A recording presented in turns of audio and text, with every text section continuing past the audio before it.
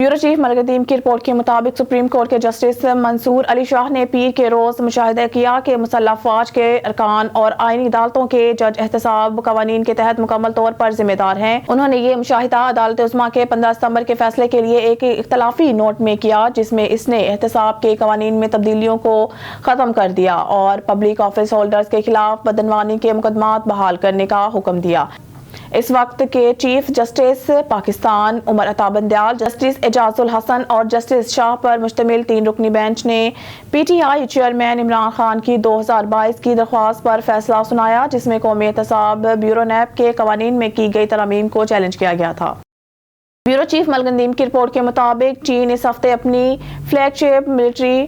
Diplomacy conference के लिए दुनिया भर से दफाई काम की मेज़बानी कर रहा है। ये बेंटिंग के लिए आलमी सलामती के लिए अपने मुतबादल विजन को फरोग देने का एक अहम मौका है, जिसने अमेरिका के खिलाफ मास्को के साथ इसकी बढ़ती हुई सफबंदी को भी उजागर किया है। 30 से ज्यादा वज़राए दफा और फौजी सरबराहान के साथ साथ अमेरिका समेत दर्जनों ममालिक और तंजीमों के निचले दर्जे के नुमाइंदे चीन के दारुल हुकूमत में 3 रोज़ा शियांगचान फोरम के लिए जमा हुए। रूस के वज़ीर दफा सरगई शुइगु को पीर को फोरम से खिताब करने वाले पहले दौरा करने वाले अहदेदार के तौर पर नुमाया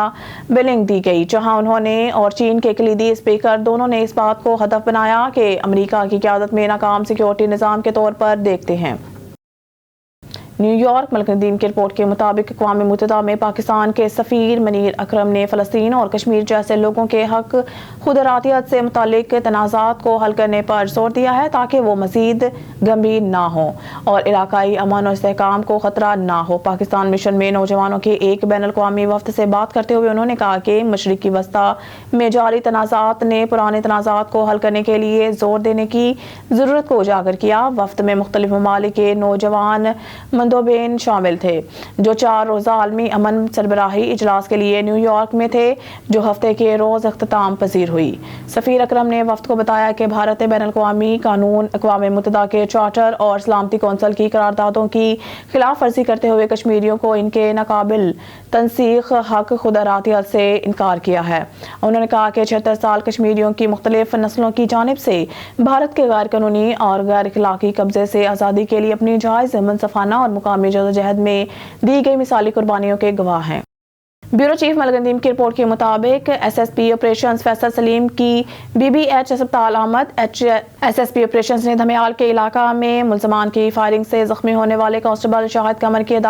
एसएसपी ऑपरेशंस फैसल सलीम की बीबीएच अस्पताल आमद। एसएसपी ऑपरेशंस ने धमियाल के इलाके में मुल्ज़मान की फायरिंग से जख्मी होने वाले कांस्टेबल शाहिद कमर की इयादत की और नेक ख्वाहिशात का इजहार किया। एसएसपी ऑपरेशंस ने कांस्टेबल शाहिद कमर को इलाज मुआवजा की बेहतरीन सहूलियात की फराहमी यकीनी बनाने के लिए मुतल्लिक़ अफसरान को हदायत दी।